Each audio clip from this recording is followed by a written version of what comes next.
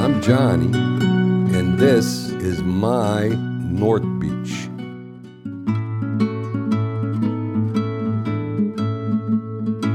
I'm making pasta primavera. I got lucky down at the farmer's market. I got the absolute best spring vegetables for this dish. Originally done in the 70s at Cirque in New York. So here's what I'm using. Some early spring peas, some asparagus, fresh fava beans, early spring onions, some garlic, some cherry tomatoes, basil, just a little bit of cream, ricotta salata, probably a little sprinkle of extra virgin olive oil too. You're gonna love this one. These were the early vegetables, spring vegetables at the farmer's market. You know, around the country, around the world, people are gonna have different vegetables. You can pick your own. I'd suggest you only take 3 of your favorites. Like here I'm using the peas and the asparagus and the fava beans. But pick any 3 you like, whatever is fresh and local in the market. And if you come up with a new combination, send it to #JohnnySurprise. I'd love to see how your dish turned out. So here's some of those nice asparagus. Look how thin they are. You know, if you just break them, right down at the bottom, they'll break all by themselves. And I like to remind you, anytime you have scraps of vegetables like this, save them, put them in your next broth. And then fava beans. So they come in these kind of ugly looking pods. So what you have to do is just break that open.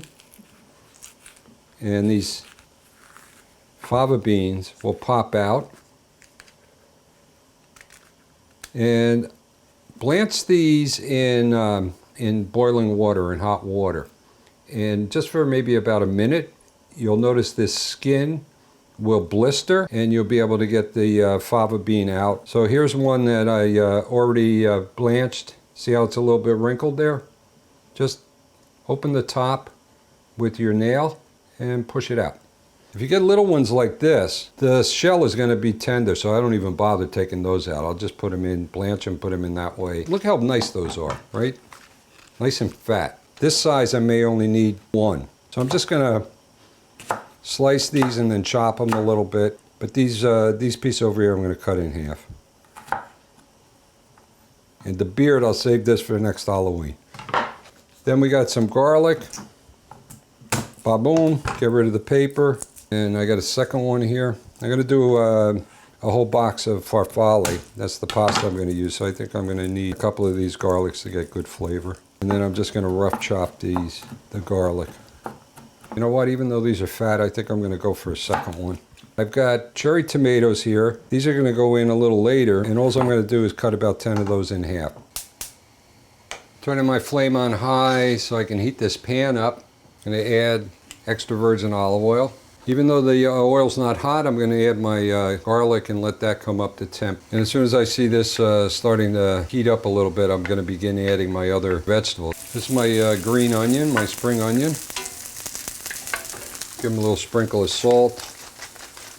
While the garlic and onion are cooking in the oil, I'm just going to cut this on the bias and add them to the pan also. So I just want the asparagus to pick up a little brighter green color in the hot oil.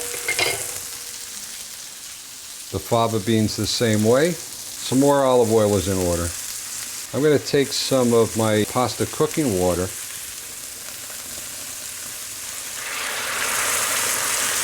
and add it to the pan and put this top back on here. Let me give some salt to the water here for the farfalle. When you first put them in, give them a good stir. Make sure nothing sticks to the bottom of the pan. And now I'm going to add the tomatoes and the peas. Mix this all in. You may add just a little bit more of the pasta water because this is going to cook for another few minutes and some of this water is going to evaporate. The other thing about using pasta water is that as the pasta is cooking, it's letting off starch, so that's going to help thicken this sauce also. I turn it up a little bit, bring it back to a rapid simmer.